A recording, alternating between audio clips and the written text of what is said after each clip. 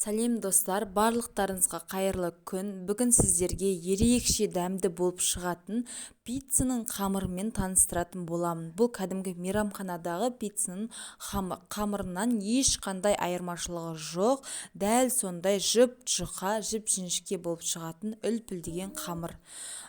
Екі пиццаны пісіремін. Екі пиццаның рецептісін осы видеоның соңына дейін көріңіздер және лайк, комментарий жазуды ұмытпаңыздар. Бізге керекті заттар ұн, бір қасық ашытқы және 1,5 қасық қант, шай қасықпен және тұз. Енді үстіне шимек майымызды, яғни шағу майды құйып, және үстіне жылы суымызды құйып, барлығын араластырамыз. Бірінші ортасынан бастап араластырып шайқап аламыз. Одан кейін қолымыздың көмегімен жан-жағынан қамырларды жинап араластырамыз. Осыны столдың үстіне қолымызды майлап жіберіп, иіні қанғанша кішкене басыңқырап, қатты қылып, бір 5 минуттай осылай илейсіздер. Содан кейін ыдысыңызға салып, пакетпен бетін жауып, 10 минутқа қойып қоясыздар. 10 минуттың ішінде біз салмамызды дайындаймыз. Чеснокты осындай үкіштен өткізіп, үстіне кетчуп пен майонезімізді қосып, араластырып осындай соусын дайындаймыз. Немесе соусты басқаша дайындауға болады. Бұл міндетті емес. Мен осында тек қанағы қамырының ерекшелігін айтамын. Мінекей соусты басқалай да дайындауға болады, яғни помидорды суға езуге де болады. Оны әркім әрқалай істейді.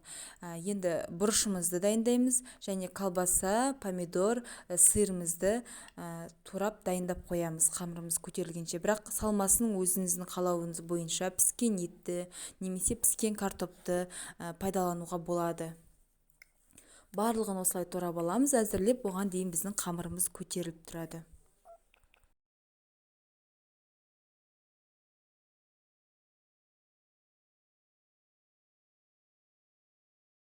Мінекей қыздар, біздің қамырымыз көтерілді және осы жерде ескере кететін нәрсе, осы қамырдың үстін мүлде баспаймыз, тек қана екі ортасынан бөліп, екі бөлшекке қоямыз. Бірдей етіп көз мөлшерімен өлшеп, екі бөлікке қоясыздар, осылай етіп дөңгелектеп, бірақ үстін баспайсыздар. Және үстіне шимек майымызды құямыз да, майлап шығамыз жан-жағын, бүкіл осындай шимек маймен майлап шығамыз. Ескере кететін нәрсе, қыздар, барлығын осылай майлайсыздар және қамырыңызды баспайсыздар. Мінекей, осылай барлығын майлап қойып қоямыз екі бөлікке. Енді үстіне пакетімізді жауып, бір-біріне жабысып қалмас үшін ортасына осындай шанышқымызды немесе қасықты қыстырып қоюға болады. Немесе екеуін екі пакетке кигізіп қоюға да болады. Мінекей, енді 10 минутқа қойғаннан кейін бұл үлпілдек болып көтеріледі. Сіздердің осындай қамыр болып шығу үшін шағу майларыңызды аямай көрсетілген мөлшерде құюларыңыз керек. Және де үстін баспастан осылай алып, тек қана қолымыздың көмегімен жайып шығамыз. Немесе оқтаудың да көмегімен жаюға болады. Дастарханыңызға, мінекей, қолыңызға да жабыспайды, дастарханыңызға да жабыспайды, керемет тесті болып шығады. Жұқалап барлығын жайып аламыз. Мінекей, осылай жұқалап жайып жатқан кезде ортасынан алып, осылай қолымызбен екі қолымызға соққылаймыз. Бұл кезде де жыртылмайды, қолымызға жабыспайды. Енді астына пергамент қағаз төсеп, пергамент қағаздың үстінен қайтадан кішкене жаямыз да, содан кейін жандарын қайырамыз осындай, мінекей, өрнектеп.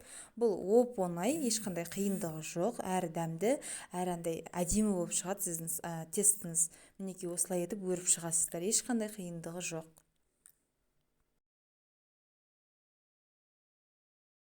Мінекей, одан кейін дайын салмамызды салып, соусымызды барлығын екіге бөліп қоямыз. Мен екі тесті жасадым, соған бір кесе жасадым, соны екі тестіға жеткіземін.